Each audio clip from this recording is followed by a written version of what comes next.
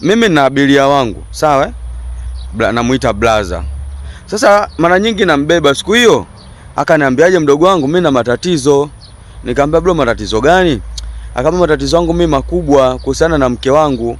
Kama utaweza kunisaidia nipate dawa, nitakushukuru sana yani. Yaani nitakupa hata zawadi mdogo wangu.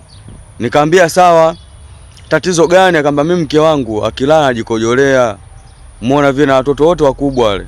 Na sometimes akilala anajamba jamba usiku. Umeona? Kwa mimi nilikuwa nataka kama unaweza kunisaidia kutafuta mtu. Nikapata dawa. Mimi ndani nitakupa asante mdogo wangu. Basi blaza haina noma. Mimi nikatoka zangu, nikatafuta mtu nikampata.